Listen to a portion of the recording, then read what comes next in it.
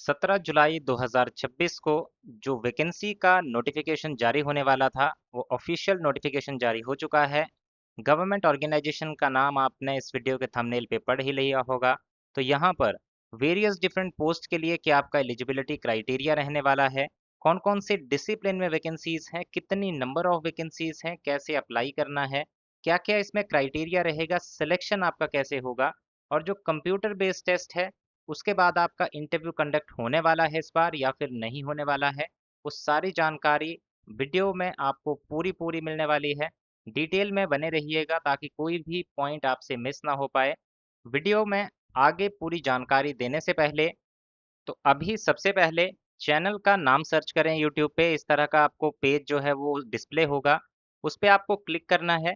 और ये जो आपको हमारे यूट्यूब चैनल पे सब्सक्राइब बटन दिखेगा, इसको प्रेस करना है और हमारे इस यूट्यूब चैनल को सब्सक्राइब करके बेल आइकन प्रेस कर देना है, ताकि इस तरह के जो वीडियोस हम रोज़ाना इस चैनल पे लेके आते हैं, उनकी अपडेट्स, उनकी जानकारी आप तक पहुंच सके। आप देख पा रहे हैं किस तरह के अपडेट्स हम इस चैनल पे लेके आते हैं। सारी की सारी अपडेट्स टेक्निकल गवर्नमेंट जॉब्स के रिगार्डिंग है, और साथ ही साथ कोई प्राइवेट जॉब निकलती है उसकी भी हम अपडेट यहाँ पे लेके आते हैं। तो सारी टेक्निकल जॉब्स, चाहे गवर्नमेंट हो चाहे प्राइवेट हो, आप तक डेली अपडेट्स पहुँच सके। तो आप अगर इस चैनल को ज्वाइन करेंगे तो कोई भी अपडेट आपसे मिस नहीं हो पाएगी। और साथ ही साथ हम नोटिफिकेशन के पीडीएफ और एप्लीकेशन फॉर्म के ऑफिशियल वेबसाइट लिंक जो है वो भी प्रोवाइड करते हैं। वो आपको मिलते हैं हमारे टेलीग्राम चैनल पे। तो टेलीग्राम चैनल से भी हमारे जुड़ जाइएगा। टेलीग्राम चैनल से जुड़ने के लिए आपको वीडियो के डिस्क्रिप्शन में जाना है, वहाँ पे लिंक जो है आपको दिख जाएगा, उस पर क्लिक करके आप हमारा टेलीग्राम चैनल ज्वाइन कर सकते हैं। अब बात करते हैं आज के इस नोटिफिकेशन की।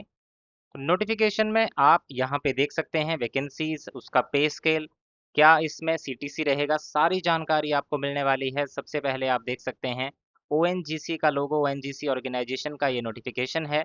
ओएनजीसी ये इंडिया की महारत्ना एनर्जी लीडर है। यहाँ पर वैकेंसीज जारी की गई हैं जियोलॉजिस्ट्स और इंजीनियर्स की पोजीशन के लिए। इवन लेवल पे आपको यहाँ पे रिक्रूट किया जाएगा। और इसमें सीटीसी की अगर आपकी बात की जाए तो एनुअल सीटीसी आपका होने वाला है 26 लाख पर एनम का।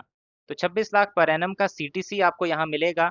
आपकी यहाँ पे परमानेंट जॉब होगी, परमानेंट गवर्नमेंट जॉब होगी। और यहाँ पे पे स्केल अगर आप देखें तो 60,000 से 1,80,000 रुपए के बीच में आपका पे स्केल रहने वाला है।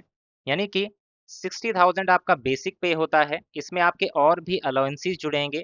तो आपकी मंथली जो ग्रॉस सैलरी होगी, स्टार्टिंग मंथली सैलरी आपकी होने वाली है यहाँ पे 1,10,000 रुपये से लेके 1,25,000 रुपये के बीच में। यहाँ पर आपको बेसिक पे के साथ 35% उस बेसिक पे का मिलेगा कैफेटेरिया अप्रोच के रूप में। उसके अलावा डियरनेस अलाउंस मिलेगा, जो सेंट्रल गवर्नमेंट का एक क्राइटेरिया होता है, जितना भी परसेंट डीए आपका चला होता है बेसिक पे का उतना डीए आपको पे किया जाएगा। एचआरए जो कंपनी पॉलिसी होती है उसके अकॉर्डिंग आपको दिया जाता है। या फिर ऑर्गेनाइजेशन के अकोमोडेशन हो तो वहाँ पे आपको उसका जो प्रॉपर जो अलॉटमेंट है वो किया जाएगा। इसके अलावा contributory provident fund, conveyance maintenance, leave encashment, performance related pay और मेडिकल फैसिलिटीज जो है यहाँ पे मिलने वाली है। और साथ ही साथ पोस्ट रिटायरमेंट बेनिफिट स्कीम और कंपोजिट सोशल सिक्योरिटी स्कीम के तहत आपको यहाँ पे बेनिफिट्स मिलने वाले हैं। यहाँ पे बात करें अब पोस्ट क्या क्या रहेंगी आपकी और किस किस डिसिप्लिन में वैकेंसीज हैं, क्या क्या क्राइटेरिया यहाँ पे रखा गया है, और टोटल नंबर ऑफ वैकेंसीज किस कैटेगरी में कितनी है। तो सबसे पहले यहाँ पे बात करेंगे जो इंजीनियर्स की वैकेंसी है। इंजीनियर्स की वैकेंसी चार अलग अलग डिसिप्लिन में है। पहला है पेट्रोलियम इंजीनियरिंग।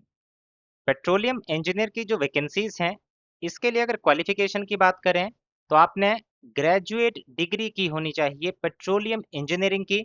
और एक और क्वालिफिकेशन वाले कैंडिडेट यहाँ पे एलिजिबल हैं। दूसरे जो एलिजिबिलिटी क्वालिफिकेशन की रखी गई है वो ये है कि किसी ने अगर ग्रेजुएट डिग्री कर रखी है अप्लाइड पेट्रोलियम इंजीनियरिंग की, तो वो भी यहाँ पे एलिजिबल हैं। तो दो तरह के कैंडिडेट इस डिसिप्लिन में अप्लाई कर सकते हैं, एक तो पेट्रोलियम इंजीनियरिंग किसी ने की हो, दूसरा अप्लाइड पेट्रोलियम इंजीनियरिंग किसी ने की हो। और ये इंजीनियरिंग की डिग्री आपने 60% मार्क्स के साथ की होनी चाहिए। 60% से अगर आपके कम मार्क्स हैं तो आप इस पोस्ट के लिए अप्लाई नहीं कर सकते हैं। पेट्रोलियम इंजीनियरिंग में अनरिजर्व्ड की हैं 4 वैकेंसीज, ओबीसी नॉन क्रीमी की हैं 2 वैकेंसीज, एससी कैटेगरी की हैं 2 वैकेंसीज, एसटी कैटेगरी में कोई भी वैकेंसी रिजर्व नहीं है। ईडब्ल्यूएस की है 1 वैकेंसी। टोटल 9 वैकेंसीज यहाँ पे फिलअप की जाएंगी। दूसरा जो इंजीनियरिंग ब्रांच यहाँ पे जो जिसकी वैकेंसीज है वो है मैकेनिकल इंजीनियरिंग डिपार्टमेंट। इसके लिए आपने मैकेनिकल इंजीनियरिंग की डिग्री की हो 60% मार्क्स के साथ। यूआर की है इसमें 12 vacancies, OBC non creamy layer की 6, एससी कैटेगरी की 5, एसटी कैटेगरी के लिए 1, ईडब्ल्यूएस कैटेगरी में 3 और टोटल वैकेंसीज हैं इस तरह से 27। इसके बाद है केमिकल इंजीनियरिंग डिसिप्लिन।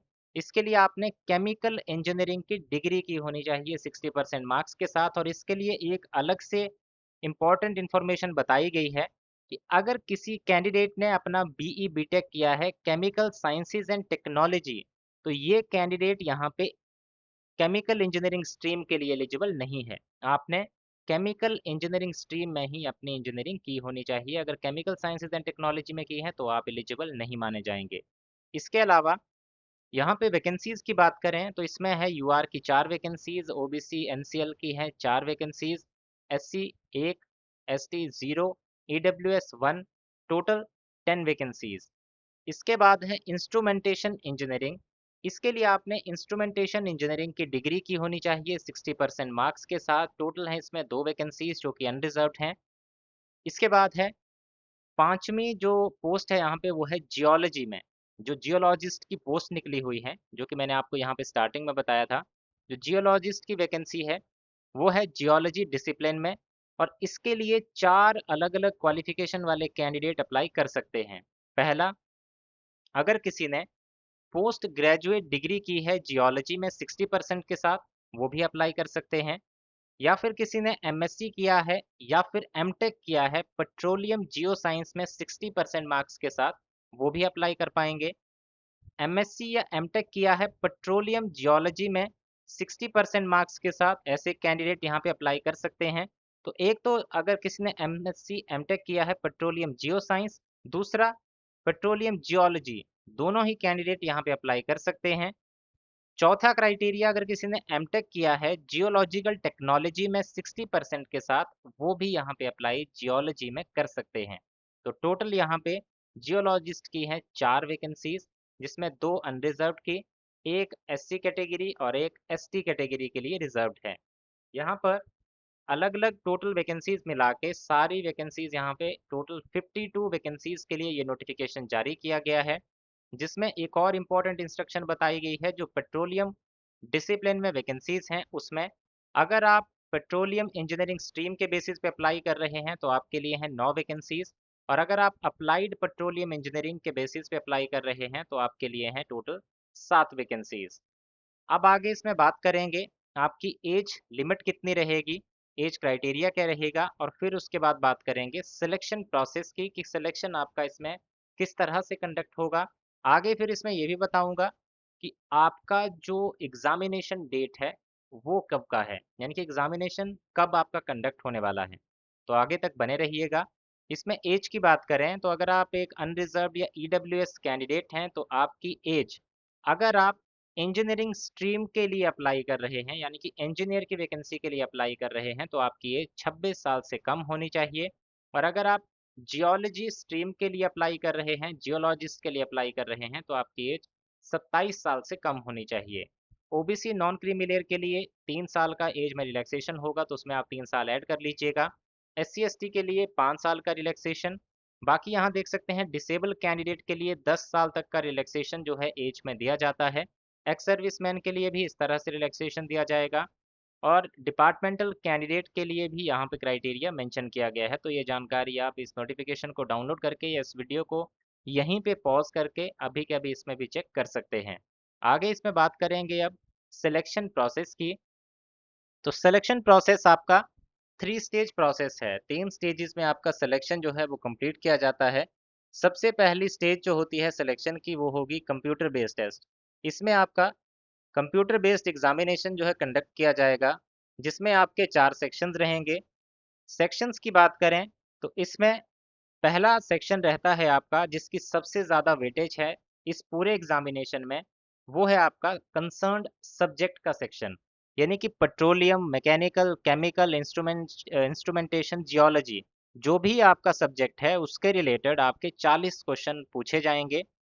सिलेबस के लिए मैं अलग से एक और वीडियो बनाऊंगा, क्योंकि एक ही वीडियो में सारी चीज़ें कवर करना थोड़ा ज़्यादा लंबा वीडियो बन जाता है और उसमें काफ़ी चीज़ें जो है मिक्सअप हो जाती हैं। तो सिलेबस के लिए एक अलग से डेडिकेटेड वीडियो आएगा, उसके लिए भी इस चैनल पे बने रहिएगा, सब्सक्राइब कर लीजिएगा ताकि उसकी नोटिफिकेशन भी आप तक पहुंच सके।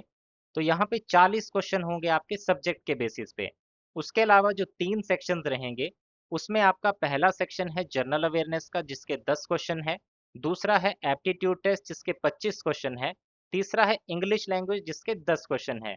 इन तीनों सेक्शंस के लिए अलग अलग बुक्स मैंने रिकमेंड की हैं। अभी इस वीडियो के डिस्क्रिप्शन में जाइए, वहाँ पे आपको बुक्स की लिस्ट मिलेगी। तो इन तीन के लिए आप उन बुक्स को परचेज कर लीजिएगा, वहाँ से ले लीजिएगा, क्योंकि वो काफ़ी अच्छी है और आपकी इस एग्जामिनेशन में काफ़ी हेल्प करने वाली है। और साथ ही साथ बता दूं, कंप्यूटर बेस्ड टेस्ट के जो मार्क्स होंगे उनका काफ़ी ज़्यादा रोल रहेगा आपके फाइनल मेरिट लिस्ट में। तो ये मान के चलिए, अगर इसमें आपके ये जो 3 सेक्शंस हैं, ये एक सेक्शन तो इम्पोर्टेंट है ही, लेकिन ये 3 सेक्शंस हैं ये वैसे ईज़ी होते हैं। अगर आप इसमें स्कोर कर पाएँ, अच्छा स्कोर कर पाएँ तो आप काफ़ी ज़्यादा अपनी सिलेक्शन को पक्का कर सकते हैं। यानी कि इसमें ये देख के चलिए आप 45 मार्क्स के ये 3 सेक्शन है। आप इसको अगर सिंगल-सिंगल देख रहे हैं तो आपको काफ़ी हल्के सब्जेक्ट लगेंगे ये, लेकिन अगर मिला के देखें तो 45 टोटल नंबर का तीनों सेक्शन का टोटल मार्क्स हैं। अगर आप इसमें जितना ज़्यादा स्कोर कर लेते हैं, क्योंकि डायरेक्ट क्वेश्चन आते हैं इसमें, इसमें कोई आपका ऐसा नहीं होगा कैलकुलेशन करना है या कोई चीज़ करनी है। हाँ, एप्टीट्यूड में आपकी कैलकुलेशन होगी, लेकिन वो भी डायरेक्ट क्वेश्चंस होते हैं। अगर उसकी आप अच्छे से प्रैक्टिस करेंगे तो आपके ये मार्क्स कहीं जाने वाले नहीं हैं। तो ये 3 सेक्शन पे भी काफ़ी ज़्यादा फोकस करिएगा, और जितने ज़्यादा रिटर्न में आप मार्क्स ले पाएँ, उतना ज़्यादा आपका फाइनल सिलेक्शन पक्का होगा। तो ये है आपका कंप्यूटर बेस्ड टेस्ट। इसमें जो पास होंगे कैंडिडेट, उनको बुलाया जाएगा इंटरव्यू के लिए। और कंप्यूटर बेस्ड टेस्ट की कुछ और बातें आपको बता दूं तो 2 घंटे का समय इसमें आपको दिया जाएगा। और साथ ही साथ यहाँ पे बताया गया है कि इस एग्जामिनेशन में कोई भी नेगेटिव मार्किंग आपकी नहीं होगी। तो आप बिना किसी फियर ऑफ नेगेटिव मार्किंग इस पेपर में सारे के सारे क्वेश्चंस अटेम्प्ट कर सकते हैं और अपने जो स्कोर है आपका उसको अच्छे से इम्प्रूव कर सकते हैं, बिना किसी डर के कि इसमें कोई नेगेटिव मार्किंग होने वाली है। यहाँ पे जो कैंडिडेट इस एग्जामिनेशन को क्लियर कर लेंगे, पास कर लेंगे, उनको बुलाया जाएगा इंटरव्यू के लिए। इंटरव्यू के बाद आपका होगा मेडिकल एग्जाम। अब ये जो सीबीटी एग्जाम है, जो कंप्यूटर बेस्ड टेस्ट एग्जाम है, ये ऑल इंडिया में 18 जगह पे कंडक्ट किया जाएगा। 18 जगह जो सिटीज हैं, 18 सिटीज, उनके नाम आप यहाँ पे देख सकते हैं कहाँ कहाँ ये एग्जामिनेशन ऑल इंडिया कंडक्ट होने वाला है। जो भी आपका सेंटर होगा उसको आप यहाँ से चूज कर सकते हैं। अब इसमें बात करें कि आपकी मेरिट लिस्ट कैसे बनेगी, मेरिट लिस्ट को कैसे प्रिपेयर किया जाएगा। तो यहाँ पर जो आपकी मेरिट लिस्ट है, आपके जो सीबीटी में यानी कि कंप्यूटर बेस्ड टेस्ट में मार्क्स होंगे और जो पर्सनल इंटरव्यू के मार्क्स होंगे, दोनों को मिला के आपका सिलेक्शन होगा। सीबीटी आपका 85 मार्क्स का होगा, इंटरव्यू आपका 15 नंबर का होगा और टोटल 100 नंबर की प्रोसेस है। तो आप देख सकते हैं कि रिटन टेस्ट की कितनी ज़्यादा इंपॉर्टेंस है। 85 आउट ऑफ 100, अगर आप 85 में से जितना ज़्यादा स्कोर कर पाएँ उतना ज़्यादा आप सिलेक्शन को अपने पक्का कर सकते हैं। इंटरव्यू सिर्फ और सिर्फ 15 नंबर का ही आपका यहाँ पे कंडक्ट होने वाला है। अब यहाँ पे बात कर लेते हैं आपकी एग्जामिनेशन फीस की। तो एग्जामिनेशन फीस आपको यहाँ पे एप्लीकेशन फॉर्म की 1,000 रुपये पे करना होगा। अगर आप जनरल, ओबीसी, ईडब्ल्यूएस से बिलोंग करते हैं, और एससी एसटी डिसेबल कैंडिडेट के लिए कोई भी फीस आपकी कंडक्ट नहीं की जाएगी। ये फीस आपको ऑनलाइन माध्यम से ही पे करनी होगी। और इम्पॉर्टेंट डेट्स की बात करें तो 17 जुलाई से लेके 31 जुलाई तक आपके एप्लीकेशन फॉर्म भरे जा रहे हैं। 31 जुलाई 2026 आपकी लास्ट डेट है एप्लीकेशन फॉर्म और एप्लीकेशन फीस को सबमिट करने की। जब आप एप्लीकेशन फॉर्म भरेंगे तो आपको यहाँ पे बताया गया है कि आपको कौन कौन से डॉक्यूमेंट्स को रेडी रखना है। एक तो अपना मोबाइल नंबर आपका एक्टिव होना चाहिए, ईमेल आईडी वो डालनी है जो एक्टिव हो, ताकि जो भी फर्दर आगे की अपडेट्स आएँ वो आप तक टाइमली पहुँच सके। आपके रिसेंट पासपोर्ट साइज़ की स्कैन कॉपी, सिग्नेचर की स्कैन कॉपी, क्लास 10th का सर्टिफिकेट जिससे आपको डिटेल सबमिट करनी होंगी, डिग्री सर्टिफिकेट्स उनकी भी डिटेल सबमिट होंगी, फोटो आइडेंटिटी प्रूफ पर आपको अपना रखना होगा, और पैन कार्ड। ये सारी डिटेल्स जो है आपको रेडी रखनी होगी जब आप एप्लीकेशन फॉर्म भरने वाले होंगे। तो इस तरह से ये था आपका इम्पोर्टेंट पूरा जो डिटेल्स थी। अब सबसे इम्पोर्टेंट डेट कि आपका कंप्यूटर बेस्ड टेस्ट कब कंडक्ट किया जाएगा। अब कंप्यूटर बेस्ड टेस्ट जो है आपका, ये कंडक्ट होगा 6 सितंबर 2026 को। सितंबर 6 2026 को आपका कंप्यूटर बेस्ड टेस्ट जो है कंडक्ट हो जाएगा। तो काफ़ी ज़्यादा समय नहीं है अपनी आपको तैयारी करने के लिए। 1 डेढ़ महीने का टाइम होगा जिसमें आपको अपनी तैयारी अच्छे से करनी होगी। और 31 जुलाई 2026 इसकी लास्ट डेट है, जिससे पहले पहले आपको एप्लीकेशन फॉर्म सबमिट करना होगा। सिलेबस के लिए एक अलग से डेडिकेटेड वीडियो आएगा, उसके लिए चैनल को सब्सक्राइब ज़रूर कर लें और टेलीग्राम चैनल को भी ज्वाइन कर लें ताकि इस तरह की नोटिफिकेशन की पीडीएफ भी आप तक पहुंच सके। बाकी इसके अलावा कोई भी आपका डाउट हो तो आप कमेंट सेक्शन में कमेंट करके इसकी कोई भी जानकारी ले सकते हैं।